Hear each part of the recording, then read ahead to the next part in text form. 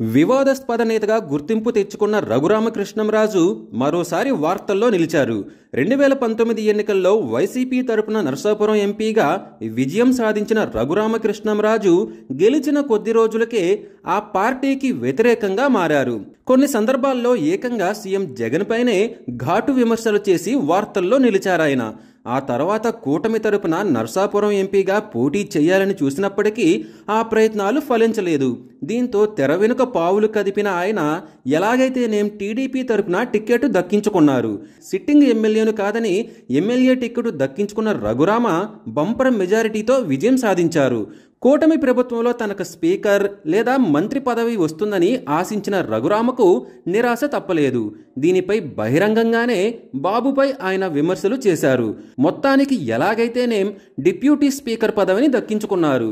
తాజాగా ఆయన జగన్పై కొన్ని కీలక వ్యాఖ్యలు చేశారు. సభలో ఏకైక విపక్ష పార్టీగా వైసీపీ ఉందని, జగన్ అసెంబ్లీకి రావాలని విజ్ఞప్తి చేశారు. అసెంబ్లీలో ప్రతిపక్షము అవసరమేనని ఆయన అన్నారు. ఈ విషయాన్ని జగన్కు సైతం చెప్పానని రఘురామకృష్ణంరాజు చెప్పుకొచ్చారు. జగన్ అసెంబ్లీకి వస్తే ఆయనకు తగినంత సమయం ఇస్తామని అన్నారు.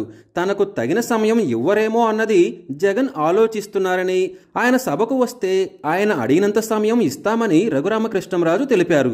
ఒక పార్టీకి ఎంతమంది ఎమ్మెల్యేలు ఉంటేనే విపక్ష హోదా అన్నది రాజ్యాంగంలో ఎక్కడా లేదని, అదే సమయంలో అలాంటి నిబంధన లేనప్పుడు ఆనవాయితీని ఆచరించవలసి ఉంటుందని కూడా ఉందని అన్నారు. ప్రశ్నోత్తరాల నుంచి కూడా జగన్కి తగినంత సమయం మాట్లాడేందుకు ఉంటుందని అన్నారు.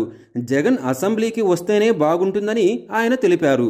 మొత్తానికి సభలో విపక్ష పార్టీ వైసీపీనే అని రఘురామకృష్ణంరాజు తేల్చేశారు. మరి దీనిపై వైసీపీ ఎలా రియాక్ట్ అవుతుందో చూడాలి.